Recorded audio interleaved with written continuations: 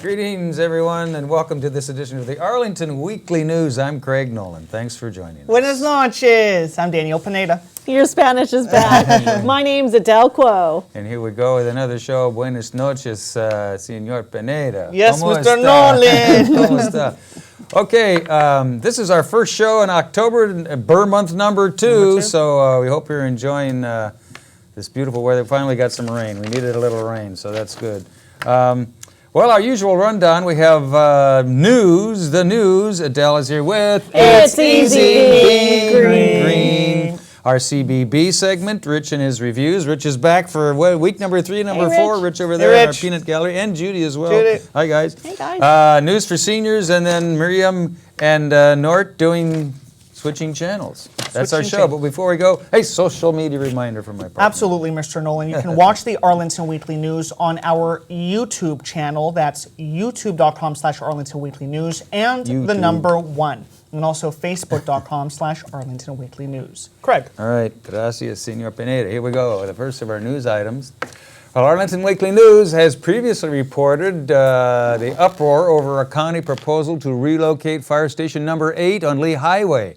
The move is to reduce the time that it takes firefighters to respond to emergencies in North Arlington. Some community members want the station to remain where it is because of its historical significance. The county board accepted a recommendation from acting county manager Mark Schwartz to create a community task force specifically for this issue to try to resolve it. The county wants to survey residents to get their take on this issue. You can weigh in or just check out the goings-on. Visit tinyurl.com/firestation8 before Tuesday, October 6th to find out what's going on and voice your opinion on this issue.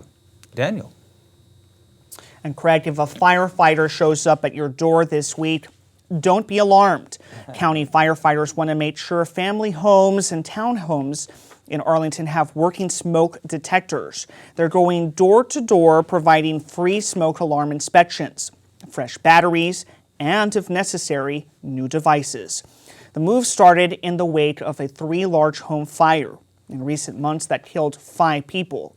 However, if you don't want to wait for a fire inspection, visit fire.arlingtonva.us to request your free smoke alarm.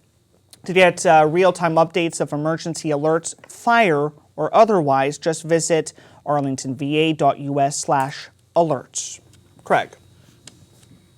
All right, Daniel, also on our news items, well, Arlington Hospital Center had a very real demonstration of the importance of readiness, in particular, fire readiness. On Thursday, September 24, the hospital had to evacuate in response to a fire on the 6th floor. It was caused by medical equipment. Most of the fire was extinguished by the sprinkler system. Fire crews put out the last of the flames and ventilated the facility within an hour. The situation almost mirrored an emergency in the Take 2 emergency exercise in the hospital that they held back in 2013. Ironically, the fire occurred during National Preparedness Month. So it's good to be prepared. Daniel. Absolutely. And Virginia's Department of Transportation and the Virginia Department of Rail and Public Transportation are working together to make changes in Northern Virginia's I-66 corridor. The Transport 66 program will affect areas both inside and outside the Capital Beltway. The project's website tout benefits including more driving lanes, more frequent bus trips, and better cyclist and pedestrian access. However, the Washington Post's Dr. Gridlock has several concerns, including high project costs and the introduction of several new checkpoints along the Beltway. Some concerned Arlington citizens have listed their issues with the plan at 66alliance.org. To learn more about this project, visit transform66.org or tinyurl.com/transform66. There will also be a series of discussions on the topic in October. Listen to Arlington Weekly News CBB for more information. Craig. And also in our news items, well, you heard about the Coyotes in Arlington. The Arlington Weekly News has previously reported on the appearance of coyotes around Arlington, including a close encounter at a resident's home. However, coyotes have typically been sighted in the northern part of the county. Now people are beginning to see their presence in other parts of the county as well, although they don't seem to be a danger to humans. They have been known to prey on small dogs and cats, so beware of that if you have small pets around the house in the yard. We'll be back with our CBB Community Bulletin Board file right after we hear from Adele Quo, and It's easy being green. Here's Adele. Hello, Arlington. It's easy being green. If we don't miss the natural spectacle of Virginia's must-see fall migrations, from songbirds and raptors to butterflies and dragonflies, millions are on the move, leaving their summer homes and breeding grounds from as far north as Canada to head south to overwinter in warmer climates. And the eastern shore of Virginia is right in the middle of the action. For a jaw-dropping natural spectacle, it's hard to beat a bird festival that coincides with the fall migration, when you see the sky burst into motion and color with great masses of birds and butterflies. The 23rd Annual Eastern Shore Birding and Wildlife Festival, October 8th to 11, provides the perfect opportunity to experience the peak of Virginia's must-see fall migrations. For details on the festival, check the website shown on your screen, www.esbirdingfestival.com. Based in Cape Charles, Virginia, near the southern tip of the Delmarva Peninsula, the natural splendor provided by the Eastern Shore of Virginia National Wildlife Refuge and Kiptopeki State Park provides a front and center seat to experience a migration sensation that you will always remember. Millions of songbirds and butterflies and thousands of raptors, including eagles, hawks, falcons, owls, and osprey, will converge on the Eastern Shore's southern tip on their long journey south to their warmer wintering grounds. Catch sights of species you may have never seen before in a pristine coastal environment. More rare birds have been found here than anywhere else in Virginia. The festival offers a variety of guided hikes by experts, boat and kayak trips, and stationary hawk watch. Enjoy free family activities all day Saturday, October 10th at Kiptopeki State Park. And free birding activities unrelated to the festival will take place Saturday on Chincoteague Refuge in honor of National Wildlife Refuge Week. So remember, it's easy being green when inspired by the natural phenomena of the fall migration. Excellent. What was that state park? Kiptopeki. Kiptopeki State Park. Absolutely vouch for Say it. that 5 times. Like Say it it. 5 times, Matt. Kiptopeki. And it's fun to say. It's kind of fun, right? Probably even more that was fun to be great. there. Gotta love these Indian words. All right, moving right along. Thanks, Adele. Thank you, Adele. We appreciate your Easy Being Green segment. Here we go, as promised now, our CBB Community Bulletin Board file. Well, the dog days of summer may be over, but you can still enjoy the beautiful outdoors with your favorite four-legged best friend. Le Méridien Hotel's Outdoor Terrace, Amuse, will host a Yappy Hour coming up Friday, October 2nd from 6 to 8 p.m. It's on your screen there. There'll be appetizers for both dogs and humans, along with cocktails, a live DJ, and much more. For details on this free event, visit www.roslinva.org. For pet-friendly businesses that would like to exhibit their products at the event, you can email them as well at Alexandra at Taylor Madix. No, madeexperience.org. Oh, I'm sorry. Alexandra at I've run up the end of the screen there. Yeah, tailormadeexperience.org. tailormadeexperience.org. Thank you, Daniel. Absolutely. Your turn. Well, Craig, if fancy restaurants aren't for you and your dog, then try something out in nature. Pups in the Park is an opportunity to explore local parks from a dog's point of view. Dogs must be well socialized, up to date on their vaccinations and licenses, and be on a 6-foot leash. Owners must be at least 16 years old to participate. There are availabilities on Saturday, October the 10th and Saturday, November the 7th. Visit registration.arlingtonva.us and then click on Activities and then search. Enter activity number 612945. Register online or give them a call at 703-228-4747. All right, Daniel, also in our CBB items, Nova's Inside the Beltway program involves changes to bike, pedestrian, and vehicle traffic inside the Beltway, and particularly on I-66. To learn what to expect inside the Beltway, you can attend meetings in the week of October 5. The events will be held on Monday the 5th, Tuesday the 6th, Wednesday the 7th of October from 7 to 9 p.m. at locations around the county, around Arlington. You can view the screen for all of these places to go for stuff that's happening on 66 inside the Beltway. Daniel. I'm done. Your turn. Craig, that one's over. This is a good question. Are you getting the most out of your senior years? You might want to look at what the Arlington Neighborhood Villages has to offer. The Village are hosting an open house on Wednesday, that's October the 14th, from 6 to 8 p.m. Their offerings include volunteer help at home, health and wellness programs, transportation, dining with friends, music programs. Not ready to be a member? Then consider becoming a member. The event will be at the Conference Center of the National Rural Electric Cooperative Association near Boston Metro Station. Give them a call, that is, at 703-509-8057 or visit arlnvil.org for details and to RSVP. Craig. All right, Daniel. Pups in the Park is more fun and easier to say than whatever that other thing was. Yes. That's our CBD file. We'll be back with our news for seniors information right after we hear from our man about town for theater, the arts, and a whole lot more. Mr. Rich Masab. Hey, Rich. Take it away, Thank Rich. you, boys. Here's Thank your you. cue. Imagine taking your favorite television soap opera and turning it into a stage play.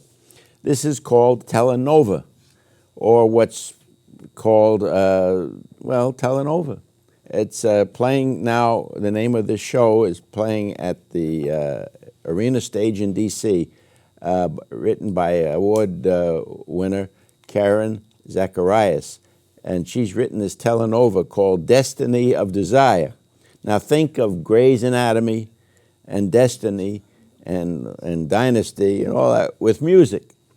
The play takes place in a Mexican desert town and is hot with Latin lovers, campy intrigue, and great music. The wide divide between the wealthy and the poor and the morality, or lack of it, of each is in front and center. Destiny of Desire is really a lot of fun and provides a very entertaining evening at the theater. And what an ensemble cast of actors. Great direction, too, by Jose Luis Valenzuela. Wonderful music coordinated by Rosino Serrano and delightful choreography by Robert Barry Fleming. You'll enjoy this show. For tickets, call 202-488-3300 and check the website at www.arenastage.org. Show runs through October 18. I'm always interested in plays that portray a slice of American history, and none are so compelling as those exposing perilous times of slavery. Such is the case of Uprising, a play by Gabrielle Fulton, playing now at Metro Stage in Alexandria. It's a musical drama with an outstanding cast. The story is set in 1859 in free black community in Pennsylvania, where the strong-willed girl Sal, played by Cynthia Barker, encounters Ossie, played by Anthony Mano, the lone survivor of John Brown's raid on Harper's Ferry. While she is attracted to him and his mission, she has many reservations, including mistrust, fear, and commitment to a young fellow named Freddie, played by Jeremiah Hasty. It's amazing how the audience is drawn into this personal story and the conflicted feelings of the freed slaves versus their counterparts in other states.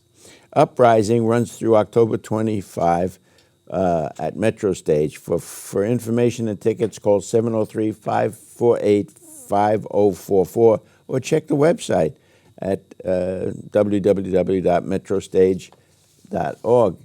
And then finally, I want to Rich's memories.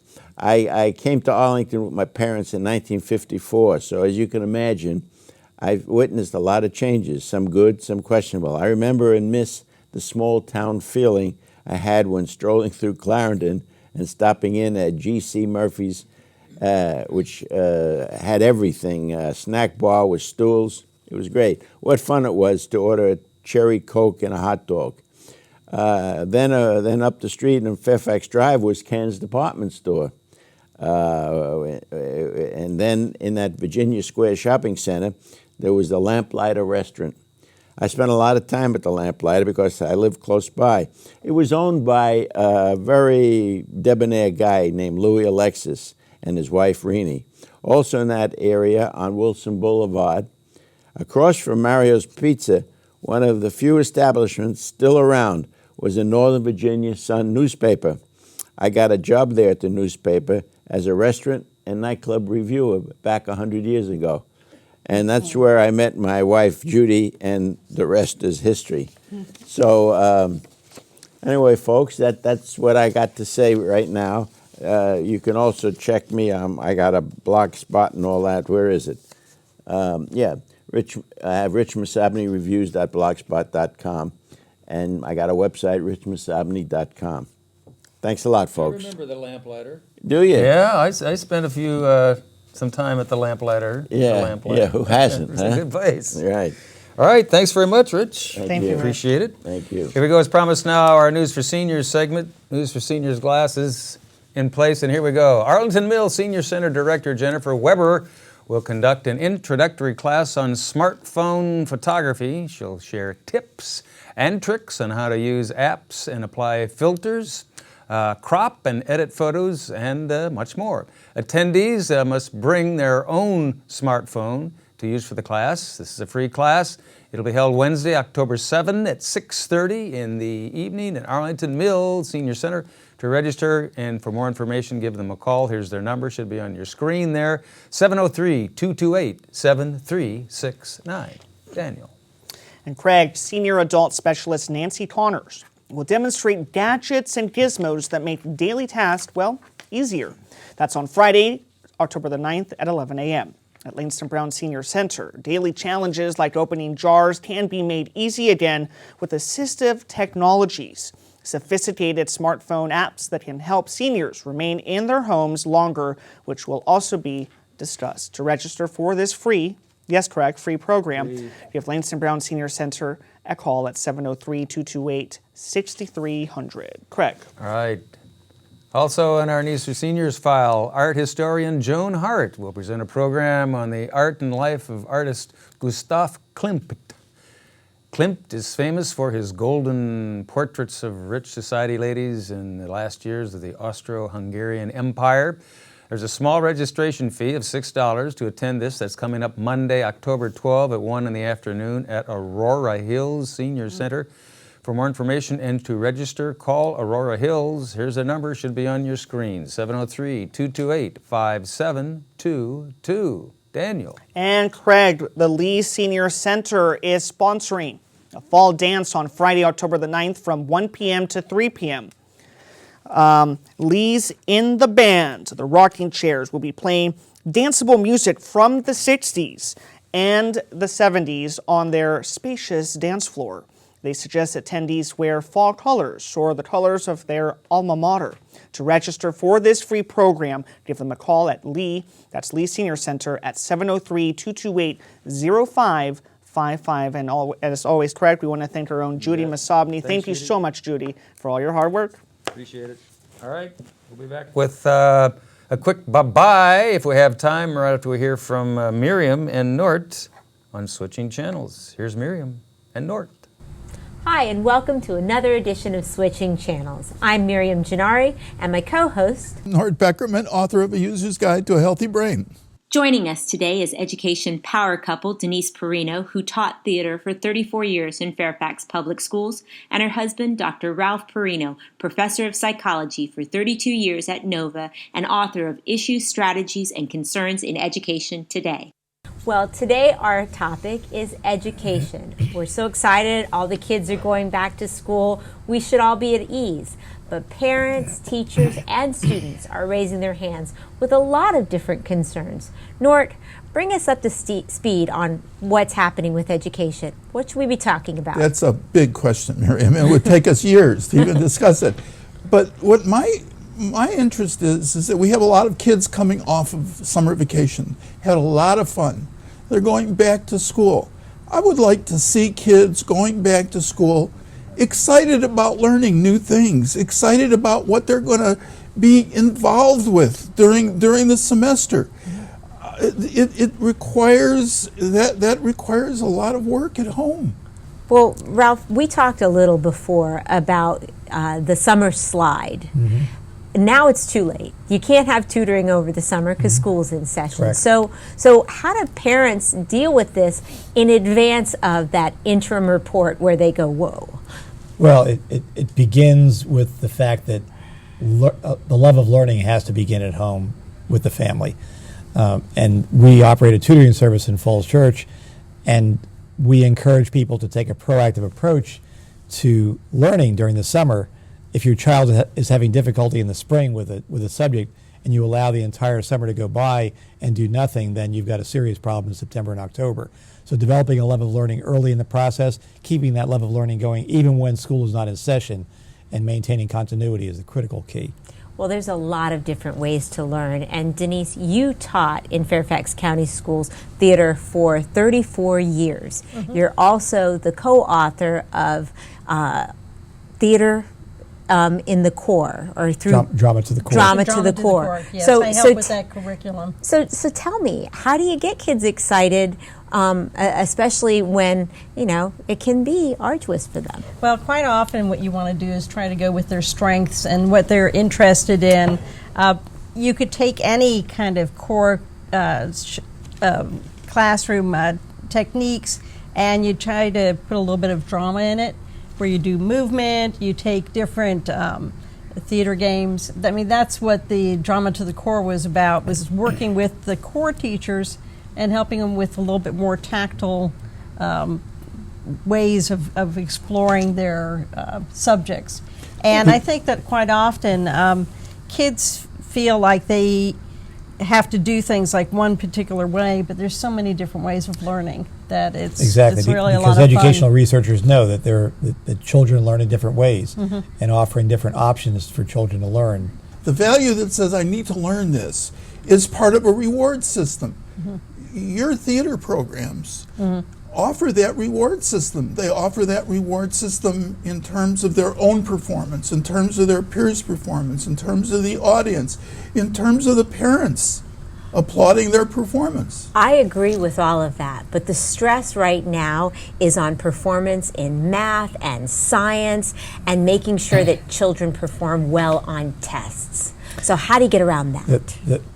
As I've said so many times in presentations to my own students at the college, at the community college, the basics always apply. And I think I mentioned to you earlier that a book was written recently that I read by Tony Wagner titled The Global Achievement Gap, and he notes the 7 survival skills that will be necessary to compete in a global economy, and not one of them mentions math, science, or computers. It's all about critical thinking and problem-solving skills, working in collaborative groups like theater, oral and written communication skills like we're doing right here tonight. So yes, math and science is important, no doubt about it, but the basics apply, and if you leave high school or college without the ability to do those things, you will be in serious trouble at some later point. Well, that's interesting, but there's nothing on the report card for creative thinking. The teachers don't say, well, I'm going to teach you creative thinking today. Yeah. The question is, how do you engender that in students? And one of the ways, in my mind, is just the love of learning, because the more you learn, the more questions you have. Right. Okay, but parents steal the love of learning quite often when they're thinking about getting their AP children classes, into IB college classes, exactly. before they've even figured out the 4 R's. So Denise, what are some techniques you've used that have helped teachers and parents to manipulate their way through and benefit from what's available? One of the things is to think about what's best for your child, not to let them sit there and say, well, so-and-so's taking so many APs or IBs or all these different classes. What is it that they're interested in and that you want them to try to succeed at? Another thing is to try to take risks, try to learn something new, not to be afraid to do things not perfectly, because it's all right. It's all right not to be the most gifted person in the school. Again, the basics apply. The core skills that are necessary to be successful in college are the basics that we all know that apply. I tell my students that when you leave here and go to a big university and they're sitting in an amphitheater with 300 students, you need to walk up to the professor the first day, shake his or her hand, introduce yourself, and say, I'm glad to be in this class. You need to be a self-advocate. That's something we don't teach our kids. But Nort, that's something that you touched on about values in the home and teaching children to speak up and be interested in education, right? Well, certainly to learn a skill and to be rewarded for learning a skill, to understand that going to school isn't a punishment. You know, one of the things that we have here is that we have so much emphasis on passing these exams that we're creating stress. Right. And if you know anything about stress in the brain, it shuts down systems. Right. So that is just the antithesis of learning. Well, it's impossible to complete this conversation in a short 8 minutes. But Denise, can you give me just 3 tips for students this year, real quickly? Okay, well, one thing is to be a self-advocate, but that does not mean to be pushy. If you have a question, you say, you let the teacher know you have a question, you're very specific about what your question is, and then you say thank you. All right, wonderful. And to be respectful. Manners go a long way. They do. All right, we're going to continue Totally. this conversation. Again, I want to thank my guests, and I also want everyone to pick up Ralph Perrino's book, assisted by his wife, Denise. And thanks so much for joining Nort and I on Switching Channels. We're going to stick to this channel next week and talk about education again. Thanks for watching Switching Channels. I'm Miriam Gennari. That's Nort Beckerman. Back to the news desk. Okay, thanks, Miriam and Thank Nort. you. And that's our show. Anything else to add before we go? Oh, we could come up with something. Yeah. How We much could time probably you got? come up with Happy how much October. time you got. Happy October. Happy October. October 1, our first show in October for 2015. 3 more months until the year's Yep. Hope you will enjoy some beautiful fall weather. And a little bit cooler. that's a wrap. That's it. We got to go. Thanks to all of you for Peace. watching this edition of the Arlington Weekly News. Next week, if you're there, we'll do our best to be here and do it all again. Have a safe week. Buenas noches. Buenas noches. Bye-bye.